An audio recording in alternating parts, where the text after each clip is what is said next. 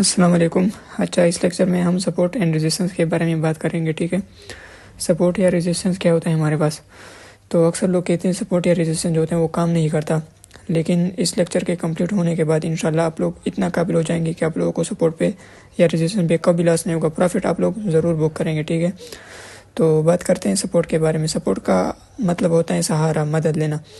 जैसा कि इंसान के लिए जो सहारा होता है वो या पेरेंट्स होते हैं या भाई होता है, तो इसी तरह मार्केट में भी यही सीन होता है कि एक सहारा मिलते हैं प्राइस को। ठीक है, तो सपोर्ट की डिफिनेशन करते हैं, उसको एक्सप्लेन करते हैं। फॉर एग्जांपल, प्राइस जो है ना वो नीचे से ऊपर आ रहा था, तो एक ऐसी जगह पर पहुंच गया जहां से मज़ीद प्राइस नीचे नहीं गिरना चाहता, तो उस एरिया को हम क्या कहते हैं, सपोर्ट कहते हैं। तो फॉर एग्जांपल यहाँ पर आप लोग देख ले, एक बार आया ऊपर गया, फिर दूसरी बार आया, फिर यहाँ से इसको एक सपोर्ट मिल गया, दोबारा से ऊपर गया, तो इस एरिया को हम क्या कहते हैं, सपोर्ट कहते हैं। ठीक है, दूसरी बात, सपोर्ट पे हम सिंपल क्या करते हैं, बाय ऑर्डर ओपन करते हैं। फॉर एग्जांपल, आपके पास एक करेंसी है, आपने सपोर्ट पे लिया, उसकी कीमत थी $10। ठीक है, तो जो ही $10 से वो ऊपर जाएगा $15 या $20, तो आपको प्रॉफिट होगा बाय ऑर्डर में। ठीक है, आप लोग सपोर्ट पे क्या करते हैं, बाय करते हैं। अब आते हैं रेजिस्टेंस के बारे में। रेजिस्टेंस का मतलब होता है मुज़ाहिमत या रुकावट। तो फॉर एग्जांपल यहाँ पर आप लोग देख रहे, एक बार नीचे आया, फिर दूसरी बार गया। रेजिस्टेंस का असल डिफिनेशन यह है कि वो एरिया जहाँ से प्राइस जो है ना मज़ीद ऊपर नहीं जाना चाहता, प्राइस के लिए एक रुकावट होती है ऊपर जाने में, तो उस एरिया को हम क्या कहते हैं, रेजिस्टेंस कहते हैं। ठीक है, लाइक आप लोग देख लें, यहाँ पे एक बार नीचे आया, फिर दोबारा गया रेजिस्टेंस के एरिया में, फिर उसके बाद रिजेक्ट हो गया, फिर तीसरी बार गया, फिर उसके बाद भी रिजेक्ट हो गया। ठीक है, तो उस एरिया को हम क्या कहते हैं, रेजिस्टेंस कहते हैं। रेजिस्टेंस पे हम आमतौर पर क्या करते हैं, सेल ऑर्डर ओपन करते हैं। फॉर एग्जांपल, एक करेंसी की कीमत थी $10 की और अपने सेल ऑर्डर ओपन कर ली, तो जितना नीचे आता है, $8 पे आया, $5 पे आया या $1 पे आता है, तो हमें क्या होता है, उस ऑर्डर में प्रॉफिट होता है। ठीक है, ये तो हो गया सपोर्ट एंड रेजिस्टेंस की डिफिनेशन। अब आते हैं वैलिड सपोर्ट एंड रेजिस्टेंस के बारे में बात करते हैं। वैलिड का मतलब होता है कि कौन सा सपोर्ट रेजिस्टेंस हमारे पास काम करता है। ठीक है, या कौन सा सपोर्ट रेजिस्टेंस स्ट्रांग होते हैं हमारे पास। तो पहले आते हैं कौन सा सपोर्ट वैलिड होता है, काम कौन सा करता है, हमने कौन सा सपोर्ट जो है ना उसको हाईलाइट करना होगा, उस पर ट्रेड लेना होगा। फॉर एग्जांपल, यहाँ पर आप लोग देख ले, एक बार सपोर्ट के लिए बात करते हैं। फॉर एग्जांपल, प्राइस ऊपर से नीचे आया एक बार, फिर गया, फिर दूसरी बार जब आया, तो यहाँ पर आमतौर पर बिगिनर क्या करते हैं, यहाँ से ट्रेड ले लेते हैं। लेकिन आप लोग ये गलती करते हैं कि आप लोग दूसरी बार इसको एज सपोर्ट मानते हैं। एज सपोर्ट काम नहीं करता, क्योंकि प्राइस कभी कभी ऐसा भी हो जाता है कि उससे इस एरिया से नीचे आ जाता है, तो हमें क्या हो जाता है, लॉस हो जाए। तो आप लोगों ने वेट करना होगा, जब दूसरी बार भी रिजेक्ट हो जाता है, जब तीसरी बार आता है यहाँ पे, तो आप लोगों ने क्या करना होगा, तब यहाँ से बाय ऑर्डर ओपन करना होगा और फिर उसको यहाँ तक होल्ड रखना होगा। ठीक है, तो फिर हमें जो है ना प्रॉफिट हो जाता है इस पर। ठीक है, दूसरी बार आया, आप लोगों ने इस पर ध्यान नहीं देने, बाय ऑर्डर नहीं ओपन करने, आप लोगों ने तीसरी बार का वेट करना होगा। तीसरी बार जब आ जाता है, तो आप लोगों ने सिंपल क्या करना होगा, बाय ऑर्डर ओपन करना होगा, यहाँ तक होल्ड रखना होगा, नेक्स्ट रेजिस्टेंस तक। तो ये तो हो गई वैलिड सपोर्ट। अब वैलिड रेजिस्टेंस की बात करते हैं। इसके लिए भी यही सेम है, लेकिन अपोजिट। फॉर एग्जांपल, एक बार आया, दूसरी बार आया, आप लोगों ने सीधा जो है ना ट्रेड नहीं लेनी सेल की, आप लोगों ने तीसरी बार का वेट करना होगा। तीसरी बार आया, आप लोगों ने सेल ऑर्डर ओपन कर ली, आप लोगों को यहाँ तक सही प्रॉफिट हो गया। ठीक है, तीसरी बार जब आया, आप लोगों ने तब ट्रेड लेनी है उस पर, चाहे कौन सी भी टाइम फ्रेम के रेजिस्टेंस क्यों ना हो, या 15 मिनट के हो, या वन आवर के हो, या 4 आवर के हो। ठीक है, अब ये हो गया वैलिड सपोर्ट रेजिस्टेंस की ये वाली बात। दूसरी बात आती है कि कौन सा सपोर्ट ज़्यादा स्ट्रांग होता है, कौन सा कम स्ट्रांग होता है। तो ये टाइम फ्रेम पे डिपेंड करता है। जो डेली टाइम फ्रेम होता है ना हमारे पास चार्ट पे, वो उसका सपोर्ट रेजिस्टेंस जो होता है वो सबसे स्ट्रांग होता है। ठीक है, और जो 4 आवर होते हैं फिर वो उससे कम होता है। 4 आवर जो है ना वो डेली से कम होता है। फिर 1 आवर वाला 4 आवर से कम स्ट्रांग होता है। ठीक है, इस तरह 15 मिनट टाइम फ्रेम का जो सपोर्ट रेजिस्टेंस होता है वो 1 आवर की सपोर्ट रेजिस्टेंस से बहुत ज़्यादा कम स्ट्रांग होता है। ठीक है, तो ये उसका जो है ना स्ट्रेंथ का ट्रेंड है। ठीक है, डेली मोर स्ट्रांगर होता है 4 आवर से, 4 आवर मोर स्ट्रांगर होता है 1 आवर से, 1 आवर का मोर स्ट्रांगर होता है 15 मिनट टाइम फ्रेम से। तो उसके बाद आप आते हैं वैलिड के लिए कि जैसे ट्रेडिंग की जो है ना एक स्टाइल होते हैं, कोई लोग होते हैं वो स्कैल्पिंग करते हैं, कुछ लोग जो है ना वो डे ट्रेडिंग करते हैं, कुछ लोग स्विंग ट्रेडिंग करते हैं। तो उसके लिए जो है ना आप लोगों के लिए एक रूल्स है कि आप लोगों के लिए कौन सा सपोर्ट या रेजिस्टेंस वैलिड होगा, कौन सा वैलिड नहीं होगा। अगर आप स्कैल्पिंग करते हैं, स्कैल्पिंग का मतलब ये होता है कि आप लोग जो है ना सिर्फ और सिर्फ 5 मिनट के लिए या 10 मिनट के लिए या 20 मिनट्स के लिए जो है ना मार्केट में एंट्री कर लेते हैं, फिर उसको एग्जिट कर लेते हैं। तो आप लोगों के लिए ज़रूरी है कि आप लोग क्या करें, 15 मिनट टाइम फ्रेम और 5 मिनट का टाइम फ्रेम जो है ना उसको यूज़ करें एज ए सपोर्ट रेजिस्टेंस। मतलब ये है कि जो 5 मिनट आप लोगों ने 5 मिनट का चार्ट खोल दिया और आप लोगों को इस तरह का नज़र आ गया सपोर्ट, तो आप लोगों ने क्या करना होगा, उसको फॉलो करना होगा। ये नहीं है कि आप लोग जो है ना स्कैल्पिंग करते हैं और आप लोग जो है ना 1 आवर की आप लोगों ने फॉर एग्जांपल यहाँ पर सपोर्ट पे एंट्री ली 5 मिनट टाइम फ्रेम पे और रेजिस्टेंस की 1 आवर टाइम फ्रेम की जो रेजिस्टेंस होती है उसका वेट करते हैं, तो आप लोगों को लॉस होगा। ये नहीं है, आप लोगों ने 15 मिनट्स के सपोर्ट पे ट्रेड ली तो आप लोगों ने 15 मिनट के रेजिस्टेंस का वेट करना होगा और सीधा उसे क्लोज करना होगा, ठीक है। इस तरह अगर आप लोग डे ट्रेडिंग करते हैं, डे ट्रेडिंग का मतलब ये है कि आप लोगों ने एक ही ऑर्डर 24 घंटों के अंदर अंदर क्लोज करना होगा। तो उसके लिए आप लोगों ने क्या करना होगा, सबसे पहले 4 आवर का सपोर्ट रेजिस्टेंस मालूम करना होगा, फिर उसके बाद जो है ना 1 आवर पे जो है ना कंफर्मेशन कैंडल आप लोगों ने देखनी होगी, ठीक है। मतलब ये है कि 4 आवर या 1 आवर के सपोर्ट रेजिस्टेंस पे आप लोगों ने ट्रेड लेनी होगी। आप लोग कम पे नहीं ले सकते, मतलब 5 मिनट पे या इस तरह।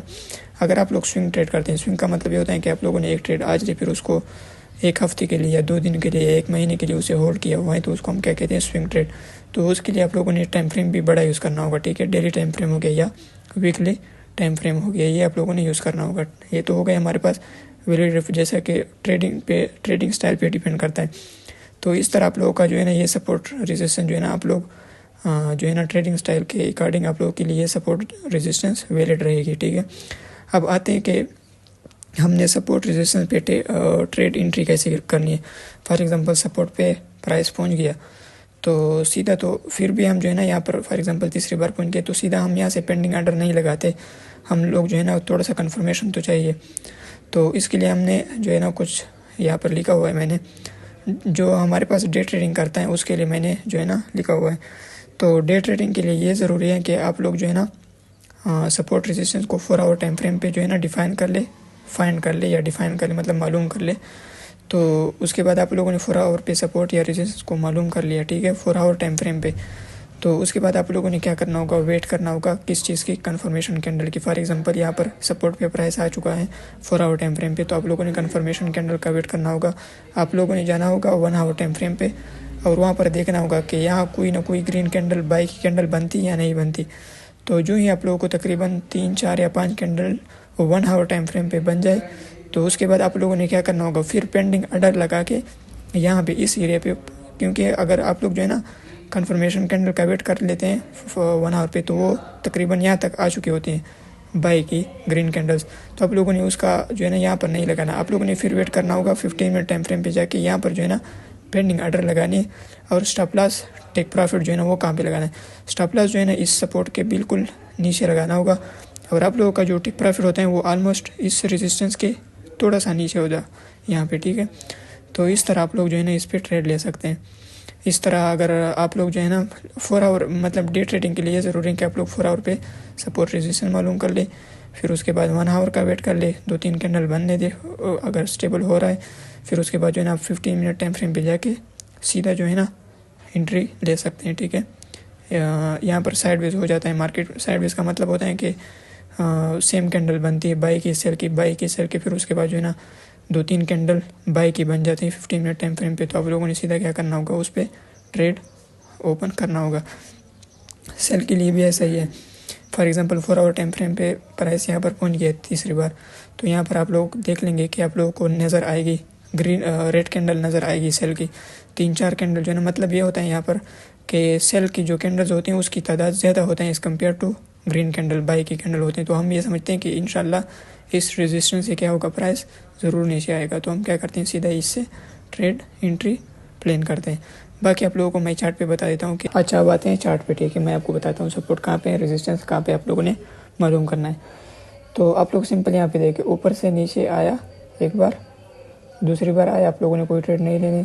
तीसरी बार जब यहाँ पे आया आप लोगों ने क्या किया, सीधा एक बाय ऑर्डर ओपन कर लिया और कहाँ तक, यहाँ तक जो है ना आप लोग ऑर्डर को होल्ड कर सकते थे, ठीक है। तो ये हमारे पास क्या हो गया, सपोर्ट की एग्जांपल, ठीक है। तो मैंने आप लोगों को इस वजह से बता रहा था कि एक बार आए, दूसरी बार जब आए तो तीसरी बार आप लोगों ने ट्रेड लेना, दूसरी बार नहीं तीसरी बार, ठीक है। तो ये आप लोग देख ले कितना अच्छा रिजल्ट मिल गया आप लोगों को। ये हो गया सपोर्ट। अब आते हैं रेजिस्टेंस के बारे में, ठीक है। रेजिस्टेंस के लिए इस तरह सेम ही लेकिन अपोजिट, ऊपर साइड से आप लोगों ने देखना होगा कि 2 बार टच कर ले, तीसरी बार आप लोगों ने क्या करना होगा, सीधा एंट्री लेना होगा जब वहाँ तक पहुँच जाते हैं, उस रेंज तक आ जाते हैं। अच्छा, ये सपोर्ट हमारे पास जो होता है, ये रेजिस्टेंस, ये हमारे पास एक रेंज होता है। ऐसा नहीं है कि आप लोग जो है ना अभी 231 है ना, तो आप लोग ये नहीं कह सकते कि 231 ही सिर्फ जो है ना सपोर्ट है।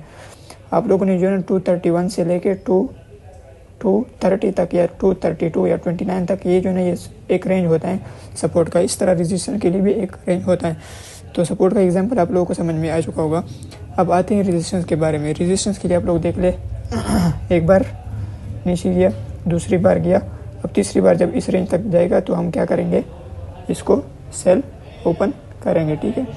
तो आप लोग देख ले, इस कैंडल को देख ले, इस कैंडल को देख, यहाँ पर अगर आप लोग पेंडिंग ऑर्डर लगा लेते या इसका वेट कर लेते, यहाँ से सीधा जो है ना आप लोग ट्रेड ले लेते, तो यहाँ तक आप लोग देख ले कितना अच्छा प्रॉफिट आप लोगों को मिल जाता सेल ट्रेड का।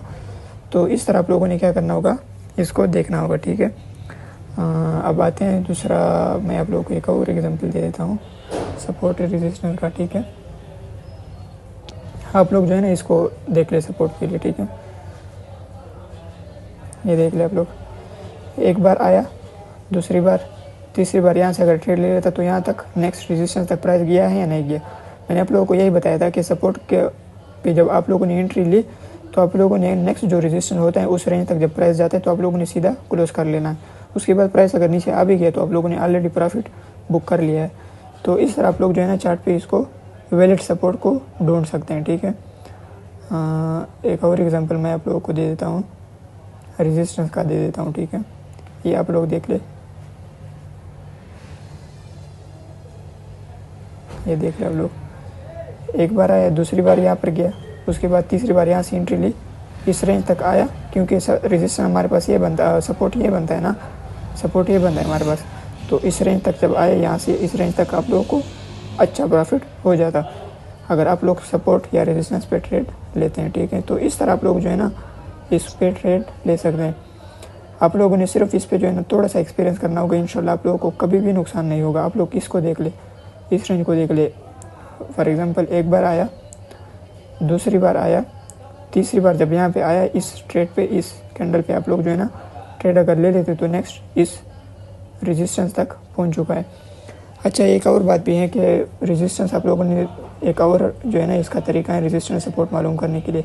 फॉर एग्जांपल प्राइस जो है ना क्या करता है, एक सपोर्ट को ब्रेक करता है। फॉर एग्जांपल एक सपोर्ट को जब प्राइस ब्रेक कर लेता है या रेजिस्टेंस को, तो वो दोबारा क्या काम करता है मैं आप लोगों को बताता हूँ। फॉर एग्जांपल प्राइस ने क्या किया, इस सब और रेजिस्टेंस को जो है ना ब्रेक किया।